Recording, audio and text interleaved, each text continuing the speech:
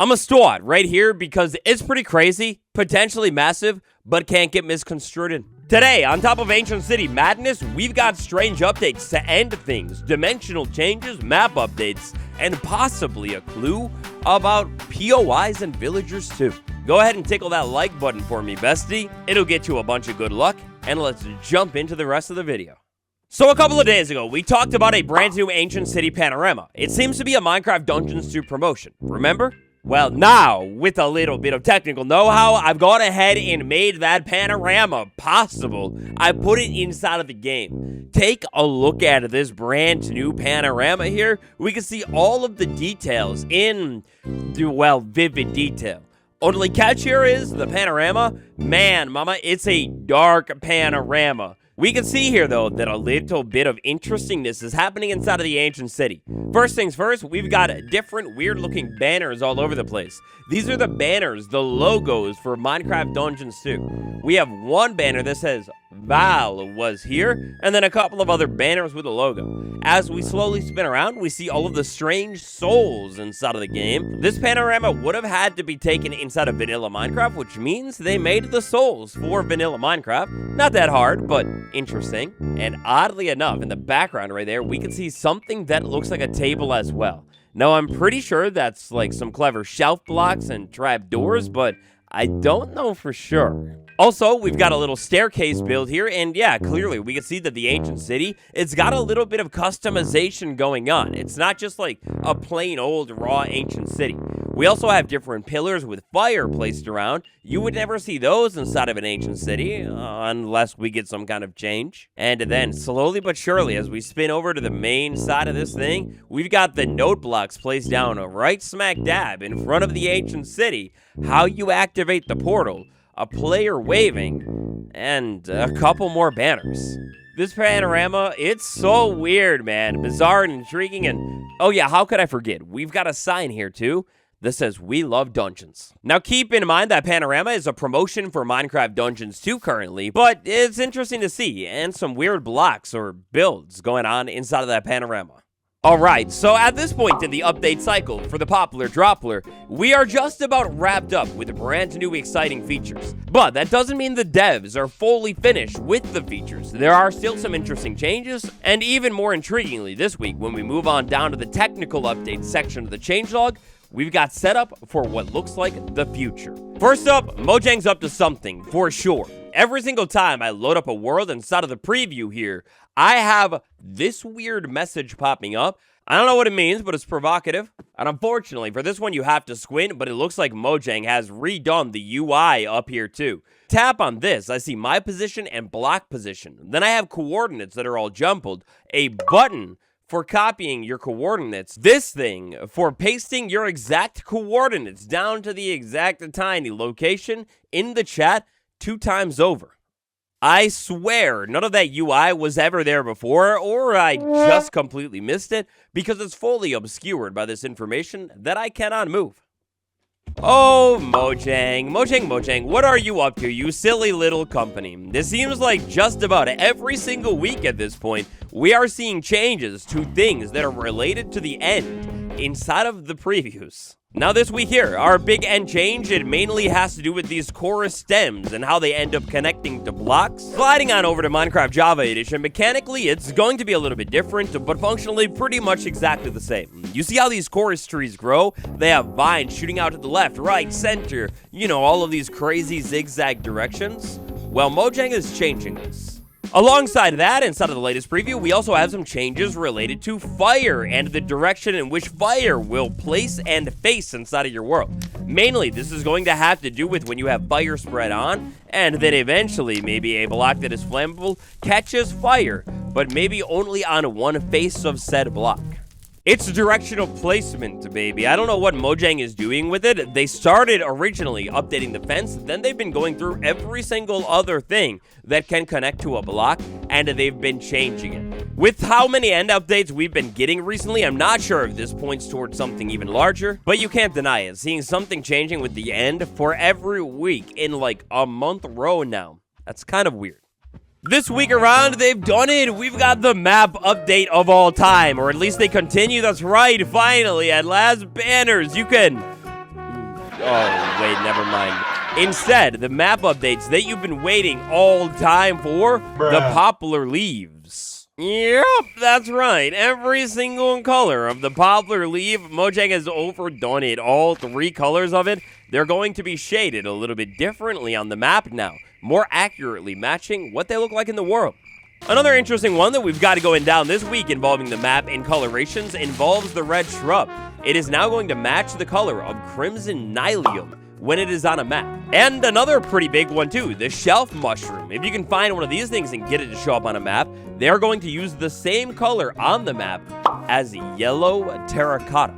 Alongside the renaming of some of the new maps inside of the game, that's about it though. I don't know, man. I'm starting to think that Mojang is just never going to add the banner map. A little bit of communication as to why they can't do it would be beautiful about now. If you're into clever, little bit glitchy building, then the chain might be one of your favorite blocks. This week, not so much. If you were unaware previously, for whatever reason on Bedrock Edition, the chain was being counted as a full block, even though it definitely wasn't. That would mean that you could have a horizontal chain and effectively hang a lantern from it, exactly like how you could hang a lantern from a vertical chain, except it's horizontal and it's glitchy looking. This fix here, it fixes an issue with cushions and chains, but unfortunately breaks lanterns going on the bottom of horizontal chains, and ladders, vines, other things like that. They can no longer be placed on the chain for the first time in 5 years. It also removes all chain X-ray techniques as well. I don't know, man. After that one, I've got to brighten the mood a little bit. So, just like we saw this week on Minecraft Java Edition, the concrete had to be cut into stairs and slabs inside of the stone cutter. The only type of concrete that is not going to work inside of the stone cutter is going to be concrete powder. If you want to get the stairs and the slabs, a now 1-to-1 recipe, by the way, for the staircase, so a big buff here. Well, you're going to need to do things the legit way. First things first, you place the concrete down, turn it into hardened concrete, and then you could pick it up and put it inside of the stone cutter and chop it down. It's kind of beautiful. Man, so lately, if I had a cookie for every single time Mojang is updating either the end or something related to new dimensions, well, I'd have so many cookies I couldn't keep track of them. Just like Mojang has done with the end inside of this update, they've gone ahead and updated new dimensions as well.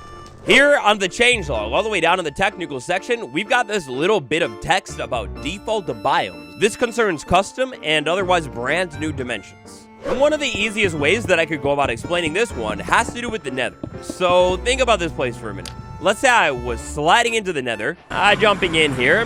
Well, you could kind of think of, in a way, the nether's default biome as basically the nether wastes. Well, this new dimension tech functionality basically allows you to set the default biome of whatever your custom dimension is. Let's say my custom dimension was the nether. I could make it so the nether waste is that default biome. Depending on how you set up your biomes, that would mean if you don't have any biomes in any space, then whatever your default is going to fill everything else in. So in the nether, if the nether waste is my default biome, I've got the crimson forest, the warp forest, all of the other cool biomes. But then where those other biomes are not, everything else will just be the nether wastes. Honestly, now that I think about it, man, another similar parallel happens inside of the overworld. In the caves, you've got Dripstone Cave, Lush Cave, Deep Dark, Sulfur Cave, but then in between, you've just got plain old caves filling in everywhere. Mojang is still continuing to build out custom dimensions, making them even more advanced, quite possibly adding functionality for later on down the road. It all circles back, man. If Mojang's gonna promote the Ancient City portal inside of vanilla Minecraft, you bet your bottom dollar that stuff better work eventually.